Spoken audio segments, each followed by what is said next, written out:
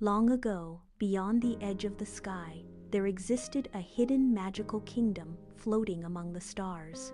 Its name was Astravale, the Kingdom of Eternal Light. The kingdom was protected by 8 legendary fairies and their queen. Seraphina, the Moon Queen; Nerissa, the Water Fairy; Pyra, the Fire Fairy; Zephyra, the Wind Fairy; Roselle, the Flower Fairy; Vexa, the Tinker Fairy; Eloin, the Creature Fairy; Ilaria, the Soul Fairy. Together, they guarded the Star Crown, an ancient magical artifact capable of controlling the balance of the universe. As long as the crown remained safe, the stars would shine forever. But hidden deep beneath the world, something ancient was awakening. The Black Eclipse. One night, the moon suddenly disappeared.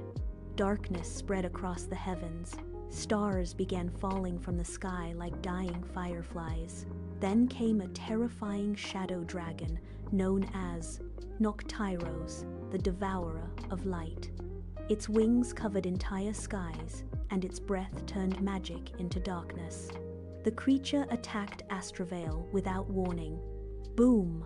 The star crown shattered into 8 pieces that scattered across forgotten magical realms.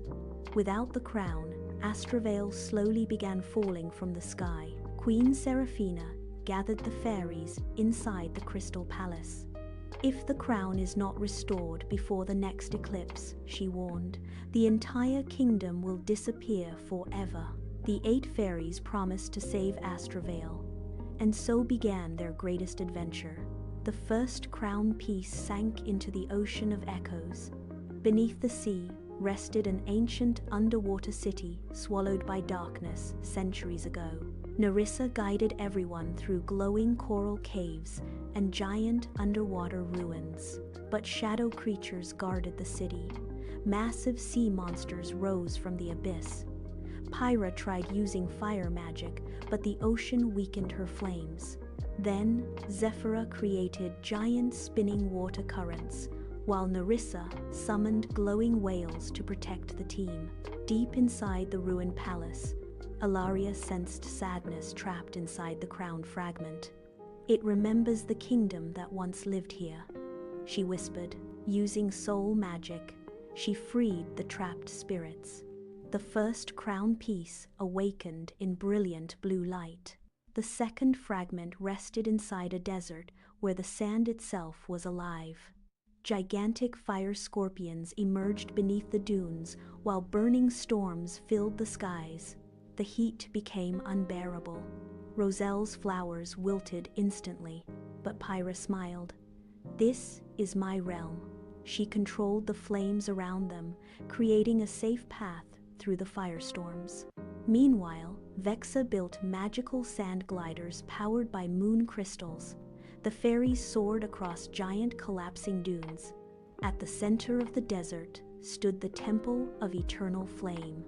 Inside it rested the second crown fragment, surrounded by living fire. Pyra stepped forward and touched it fearlessly. The flames bowed before her. The second fragment awakened. The third fragment floated among islands drifting high above the clouds. Powerful storms crashed endlessly between them. Zephyr guided everyone through tornadoes and lightning rivers. But suddenly, screech! A giant thunderbird attacked the fairies. Eloin stepped forward calmly. Instead of fighting, she spoke gently to the creature, using creature magic. The thunderbird lowered its head peacefully. Soon, hundreds of magical sky creatures appeared to help the fairies travel between islands. At the highest floating island, the third fragment waited inside a giant crystal nest. The fourth fragment rested inside a cursed forest where time had stopped. Birds hung frozen mid-air. Waterfalls no longer moved. Even the wind was silent. "This place feels broken," whispered Ilaria. At the center of the forest stood a gigantic frozen tree. Vexa discovered ancient clock mechanisms buried inside its roots. This forest was once powered by magical time engines, she realized. While Vexa repaired the mechanisms, Roselle filled the dead forest with glowing flowers. Slowly, tick, tick, tick, time began moving again. The frozen tree bloomed into golden leaves, revealing the fourth fragment hidden inside its trunk. The fifth fragment was hidden inside the dangerous mirror realm. This world created dark copies of anyone who entered. Soon, evil versions of the fairies appeared. Dark Pyra attacked with uncontrollable fire. Shadow Zephyra unleashed deadly storms. The fairies struggled to fight themselves. Then Ilaria understood the truth. These shadows are born from fear. Instead of destroying them, Ilaria used soul magic to heal their emotions. One by one, the shadow versions disappeared peacefully. The fifth fragment awakened with pink crystal light.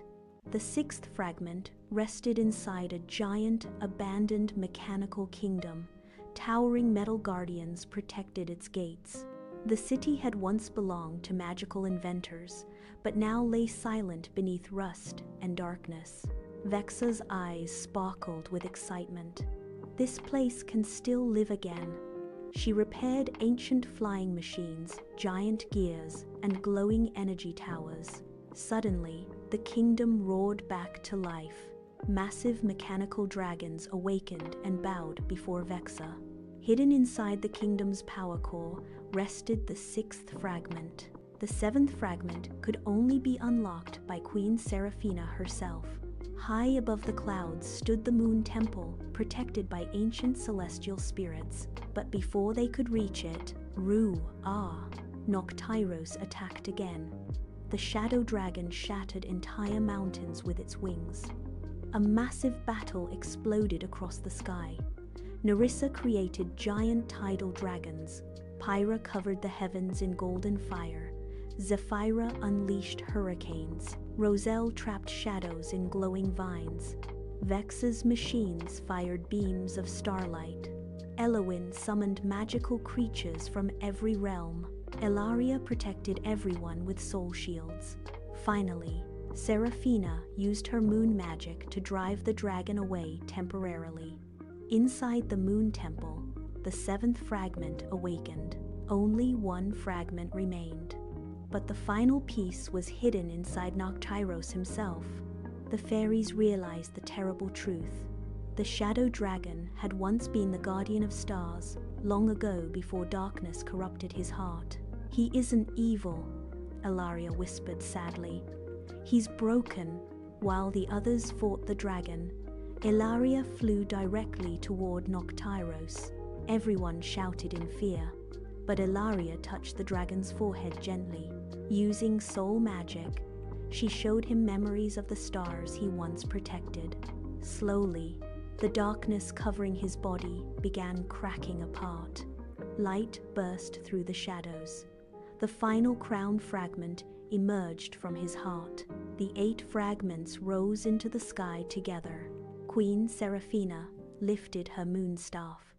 The star crown was reborn. A gigantic explosion of celestial light filled the universe. Darkness vanished. The moon returned.